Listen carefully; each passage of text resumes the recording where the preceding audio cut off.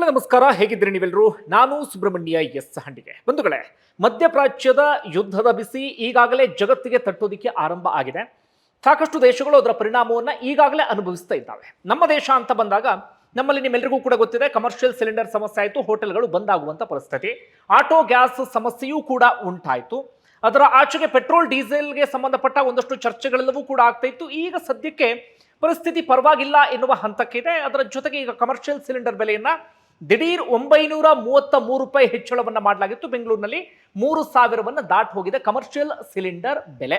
ಇದೆಲ್ಲವೂ ಕೂಡ ಇಲ್ಲಿಯವರೆಗೆ ಆದಂತ ವಿಚಾರವ ಈಗ ಮುಂದಿನ ದಿನಗಳಲ್ಲಿ ಇನ್ನಷ್ಟು ಪರಿಣಾಮ ತಟ್ಟುವಂತ ಲಕ್ಷಣಗಳು ಕಾಣಿಸ್ತಾ ಇದೆ. ನಮಗೆ ಇನ್ನಷ್ಟು ಆರ್ಥಿಕ ಸಂಕಷ್ಟ ಎದುರಾಗುವಂತ ಎಲ್ಲಾ ಸಾಧ್ಯತೆಗಳು ಕೂಡ ಇದೆ. ಈ ಮಾತನ್ನ ನಾವು ಹೇಳ್ತಾ ಇಲ್ಲ ಅಥವಾ ಯಾರೋ ಎಕ್ಸ್ಪರ್ಟ್ಗಳು ಹೇಳ್ತಾ ಇಲ್ಲ. ಸ್ವತಃ ಪ್ರಧಾನಿ ನರೇಂದ್ರ ಮೋದಿ ಮತ್ತೆ ಇದನ್ನ ಪುನರುಚ್ಚಾರ ಮಾಡ್ತಾ ಇದ್ದಾರೆ. ಮುಂದಿನ ದಿನಗಳಲ್ಲಿ ಬೆಲೆ ಹೆಚ್ಚಳ ಆಗುವಂತಹ ಎಲ್ಲಾ ಸುಳಿವನ್ನು ಕೂಡ ಕೊಡ್ತಾ ಇದ್ದಾರೆ. ಸುದ್ದಿಯಲ್ಲಿ ಮುಂದುವರಿಯೋಕ್ಕೂ ಮುನ್ನ ನೀವು ಗಮನಿಸಬೇಕಾದಂತಹ ಒಂದು ಸಂಗತಿ ಇದೆ, ಮೊದಲು ಅದನ್ನ ನೋಡೋಣ.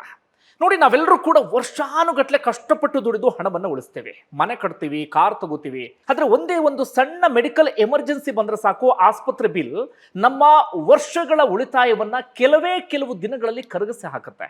ಇದಕ್ಕೆ ಒಂದೇ ಒಂದು ಪರಿಹಾರ ಅಂದ್ರೆ ಹೆಲ್ತ್ ಇನ್ಶೂರೆನ್ಸ್ ನೀವು ಮಾಡಿಸ್ಲೇಬೇಕು. ಇವತ್ತು ಹೆಲ್ತ್ ಇನ್ಶೂರೆನ್ಸ್ ಪ್ರತಿಯೊಬ್ಬರಿಗೂ ಬೇಕೇ ಬೇಕು. ಇದು ಬರೀ ಇನ್ಶೂರೆನ್ಸ್ ಅಲ್ಲ, ನಿಮ್ಮ ಕಷ್ಟ ಕಾಲದ ಸ್ನೇಹಿತ ಅಂತ ನೀವು ಭಾವಿಸಿ. ಆಸ್ಪತ್ರೆ ಖರ್ಚಿನ ಚಿಂತೆ ಇಲ್ಲದೆ ನೆಮ್ಮದಿಯಾಗಿ ಚಿಕಿತ್ಸೆಯನ್ನು ಪಡೆಯೋದಕ್ಕೆ ನಿಮ್ಗಿದು ಸಹಾಯ ಮಾಡುತ್ತೆ. ಅದರಲ್ಲೂ ಕೂಡ ಇವತ್ತಿನ ಪ್ಲಾನ್ಗಳಲ್ಲಿ ನಿಮಗೆ OPD ಕವರೇಜ್ ಆರಾಮಾಗಿ ಸಿಗುತ್ತೆ. ಅನ್ಲಿಮಿಟೆಡ್ ರಿಸ್ಟೋರೇಷನ್ ಬೆನಿಫಿಟ್ಸ್ ಅಂತ ಕರಿತೀವಿ. ಅಂದ್ರೆ ಏನು ಅಂದ್ರೆ, ನಿಮಗೆ ವರ್ಷದಲ್ಲಿ ವಿಮೆ ಹಣ ಖಾಲಿ ಐತಿ ಅಂತ ಇಟ್ಕೊಳ್ಳಿ, ಮತ್ತೊಮ್ಮೆ ನಿಮಗೆ ರಿಫಿಲ್ ಆಗುತ್ತೆ. ಹೀಗಾಗಿ ಹೆಚ್ಚಿನ ಸಮಸ್ಯೆ ಆಗೋದಿಲ್ಲ.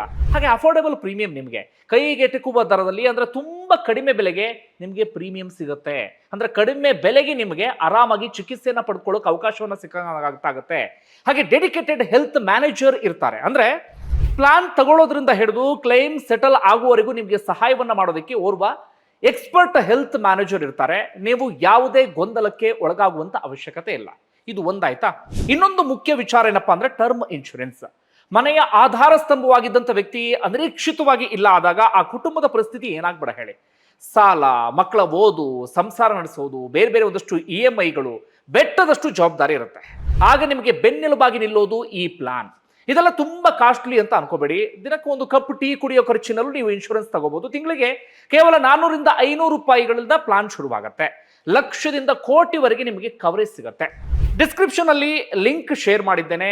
ಕಂಪನಿಗಳ ನಡುವೆ ಹೋಲಿಕೆಯನ್ನ ಮಾಡಿ ನಿಮಗೆ ಬೇಕಾದಂತ ಇನ್ಶೂರೆನ್ಸ್ ಅನ್ನ ಆರಾಮಾಗಿ ಪರ್ಚೇಸ್ ಮಾಡಿ. ಆನ್ಲೈನ್ ಪ್ಲಾನ್ಸ್ ನಿಮಗೆ 15 to 25% ಡಿಸ್ಕೌಂಟ್ಸ್ ಅನ್ನ ನೀಡುತ್ತೆ. ಇನ್ನು ನೀವು ಬರೀ ಯೋಚನೆ ಮಾಡೋದ್ರಲ್ಲೇ ಕಾಲ ಕಳಿಬೇಡಿ. ಕಷ್ಟ ಹೇಳಿ ಕೇಳಿ ಬರೋದಿಲ್ಲ, ಆದರೆ ತಯಾರಿ ಮಾತ್ರ ನಮ್ಮ ಕೈಯಲ್ಲಿರುತ್ತೆ. ಈ ಕೂಡಲೇ ಡಿಸ್ಕ್ರಿಪ್ಷನ್ ಹಾಗೆ ಟಾಪ್ ಕಾಮೆಂಟ್ಸ್ನ ಲಿಂಕ್ ಅನ್ನ ಕ್ಲಿಕ್ ಮಾಡಿ ಬೆಸ್ಟ್ ಪ್ಲಾನ್ ಅನ್ನ ಸೆಲೆಕ್ಟ್ ಮಾಡಿ ನಿಮ್ಮ ಕುಟುಂಬವನ್ನ ನೀವು ಸೇಫ್ ಮಾಡಿ. ಬೆಲೆ ಹೆಚ್ಚಳ ಅಂದ್ರೆ ಯಾವ ರೀತಿ ಅಂದ್ರೆ ಸಿಂಪಲ್. ನಾವು ಕಚ್ಚಾ ತೈಲಕ್ಕೆ ವಿಪರೀತ ಡಿಪೆಂಡ್ ಆಗಿರೋದು ಮಧ್ಯಪ್ರಾಚ್ಯ ರಾಷ್ಟ್ರಗಳ ಮೇಲೆ.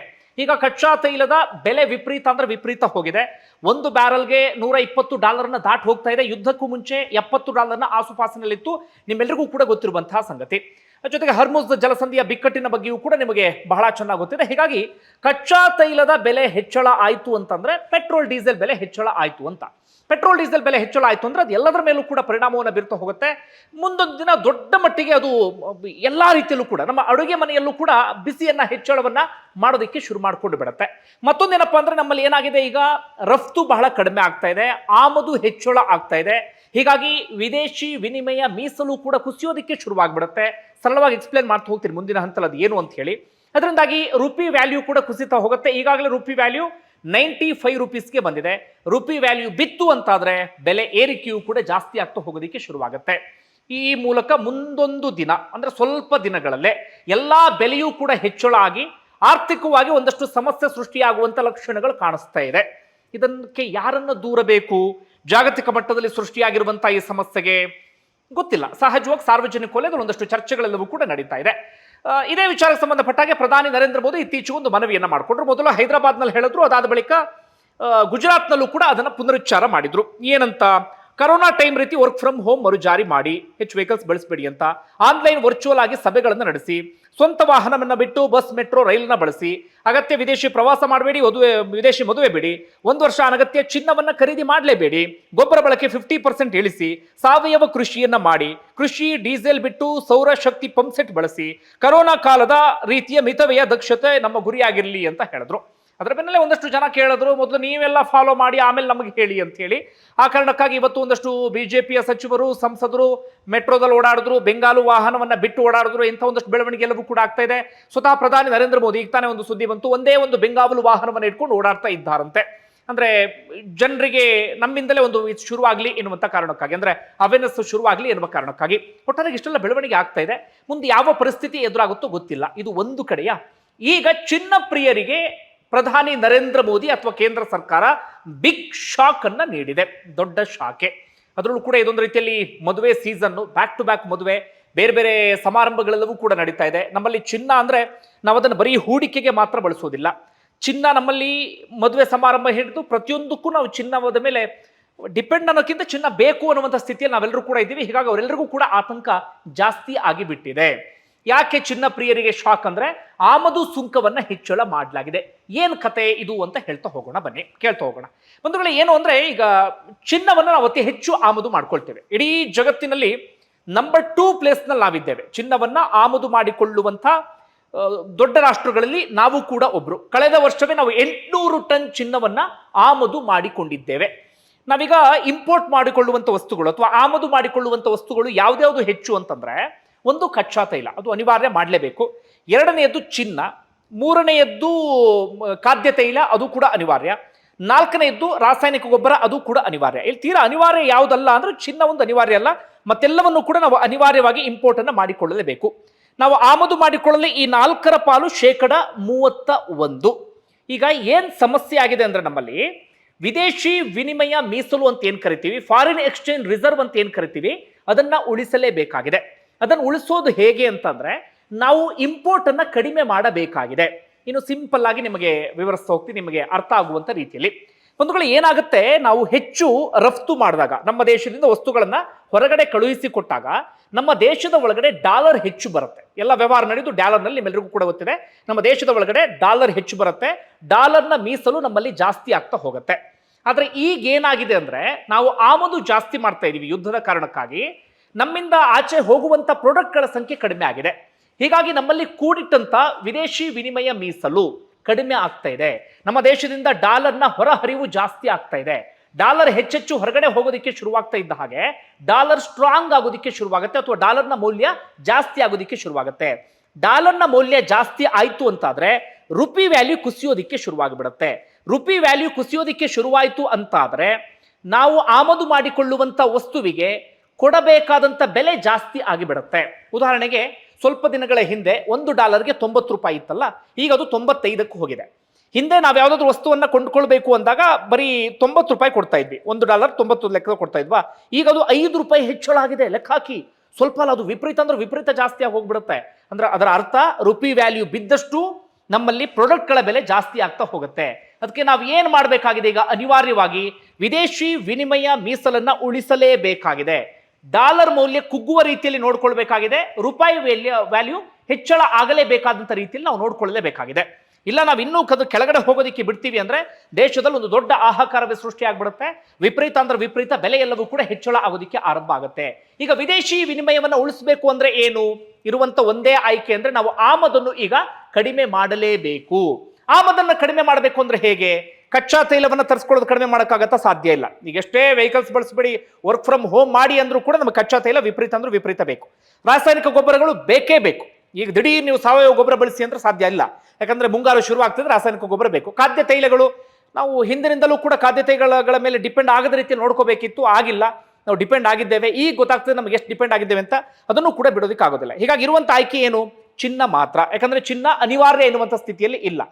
ಚಿನ್ನ ಮದುವೆ ಸಮಾರಂಭ ಅದಕ್ಕೆಲ್ಲ ಅನಿವಾರ್ಯ, ಅದರ ಆಚೆಗೆ ಚಿನ್ನ ಬೇಕೇ ಬೇಕು ಎನ್ನುವ ರೀತಿಯಲ್ಲಿ ಇಲ್ಲ. ಹೀಗಾಗಿ ಈಗ ಏನ್ ಮಾಡಿದ್ದಾರೆ, ಚಿನ್ನದ ವಿಚಾರದಲ್ಲಿ ನರೇಂದ್ರ ಮೋದಿ ಸರ್ಕಾರ ಶಾಕ್ ಅನ್ನು ಕೊಟ್ಟಿದೆ. ಈಗ ಆ ವಿಚಾರಕ್ಕೆ ಬರ್ತೀನಿ, ಕೇಳಿ ಏನಾಗ್ತಿದೆ ಎನ್ನುವಂತ ರೀತಿಯಲ್ಲಿ. ಒಂದು ವೇಳೆ ನರೇಂದ್ರ ಮೋದಿ ಒಂದು ಮಾತನ್ನ ಹೇಳಿದ್ರು, ಏನಂತ? ನೀವು 1 ವರ್ಷಗಳ ಕಾಲ ಚಿನ್ನ ಖರೀದಿಯನ್ನ ಮಾಡಬೇಡಿ ಎನ್ನುವಂತ ರೀತಿಯಲ್ಲಿ. ಜನ ಅದನ್ನು ಕೇಳ್ತಾರಾ? ಒಂದಷ್ಟು ಮಂದಿ ಕೇಳಬಹುದು, ಒಂದಷ್ಟು ಜನ ಕೇಳದೇ ಇರಬಹುದು. ಹೀಗಾಗಿ ಈಗ ಏನ್ ಮಾಡಿದ್ದಾರೆ, ಜನ ಹೆಚ್ಚು ಕೊಂಡುಕೊಳ್ಳದ ರೀತಿಯಲ್ಲಿ ಮಾಡಬೇಕಲ್ಲ, ಅದಕ್ಕೊಂದು ಪ್ಲಾನ್ ಅನ್ನು ಮಾಡಿದ್ದಾರೆ.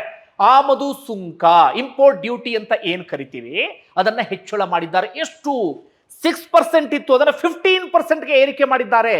ಮೊದಲೇ ಚಿನ್ನದ ಬೆಲೆ ಜಾಸ್ತಿ ಇತ್ತು, ಕಡಿಮೆ ಆಗುವ ರೀತಿಯಲ್ಲಿ ಇರಲಿಲ್ಲ, ಒಂದು ಹಂತಕ್ಕೆ ಬಂದು ನಿಂತ್ಕೊಂಡಿತ್ತು. ಈಗ 15%ಗೆ ಏರಿಕೆ ಆಗಿದೆ. ಈಗ 6 ಇಂದ 15% ಅಂದ್ರೆ ಎಷ್ಟು ಏರಿಕೆ ಆದಂಗಾಯ್ತು?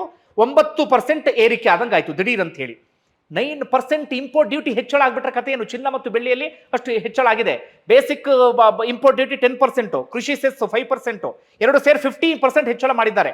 ಇನ್ನು ಸಿಂಪಲ್ ಆಗಿ ನಿಮಗೆ ಅರ್ಥ ಮಾಡಿಸಬೇಕು ಅಂತಾದ್ರೆ, ಮುಂಚೆ ಚಿನ್ನವನ್ನ ಖರೀದಿ ಮಾಡುವಾಗ ನೀವು 1 ಲಕ್ಷ ಕೊಡ್ತಾ ಇದ್ದ ಜಾಗದಲ್ಲಿ 1,15,000 ಕೊಡಬೇಕಾಗತ್ತೆ. ಯಾವಾಗ ಮಧ್ಯರಾತ್ರಿಯಿಂದಲೇ ಇಂಪೋರ್ಟ್ ಡ್ಯೂಟಿ ಹೆಚ್ಚಳ ಮಾಡಲಾಗಿದೆ. ಯಾವಾಗ ಇಂಪೋರ್ಟ್ ಡ್ಯೂಟಿಯನ್ನು ಜಾಸ್ತಿ ಮಾಡಿದ್ರು, ತಕ್ಷಣವೇ ಚಿನ್ನದ ಬೆಲೆಯಲ್ಲಿ ಹೆಚ್ಚಳ ಆಗಿಬಿಟ್ಟಿದೆ, ಗಗನಕ್ಕೇರೋದಕ್ಕೆ ಶುರುವಾಗಿದೆ. ಏನು? ನಿನ್ನೆ ಮಧ್ಯರಾತ್ರಿಯಿಂದಲೇ 1 ಗ್ರಾಮ್ ಚಿನ್ನಕ್ಕೆ 1,350 ಹೆಚ್ಚಳ ಆಗಿದೆ. 22 ಕ್ಯಾರೆಟ್ ಆಭರಣದ ಚಿನ್ನ 1,350. ಈ 10 ಗ್ರಾಮ್ಗೆ ಹೆಚ್ಚು ಕಡಿಮೆ 13,500 ಹೆಚ್ಚಳ ಆಗಿಬಿಟ್ಟಿದೆ.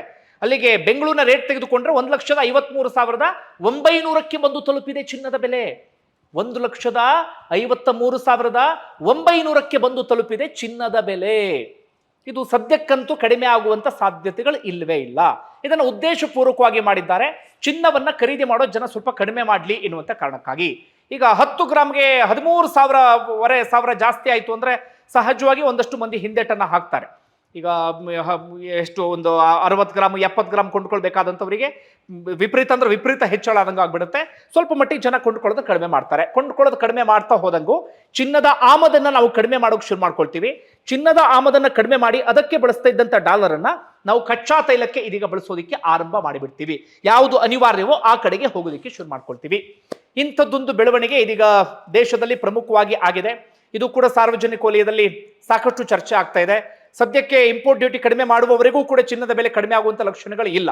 ಇದು ಗ್ರಾಹಕರಿಗೆ ನೇರವಾಗಿ ವರ್ಗಾವಣೆ ಆಗುತ್ತೆ ಈ ಬೆಲೆ ಹೆಚ್ಚಳ ಎಲ್ಲವೂ ಕೂಡ. ಇನ್ನೊಂದು ಶಾಕ್ ನನ್ನ ಪ್ರಕಾರ 2 ದಿನದಲ್ಲಿ ಬರುವಂತ ಸಾಧ್ಯತೆ ಇದೆ. ಪೆಟ್ರೋಲ್ ಡೀಸೆಲ್ ಬೆಲೆ ಹೆಚ್ಚಳ ಆಗುತ್ತೆ, ಬರೆದಿಟ್ಕೊಳ್ಳಿ ಬೇಕಾದ್ರೆ. ಕಡಿಮೆ ಅಂದ್ರೂ ನನ್ನ ಪ್ರಕಾರ ಕಡಿಮೆ ಅಂದ್ರೂ 8 ರಿಂದ 9 ರೂಪಾಯಿ ಪೆಟ್ರೋಲ್ ಡೀಸೆಲ್ ಬೆಲೆಯಲ್ಲಿ ಹೆಚ್ಚಳ ಆಗುತ್ತೆ. ಇಲ್ಲಿಯವರೆಗೆ ಜಾಸ್ತಿ ಮಾಡಿರಲಿಲ್ಲ.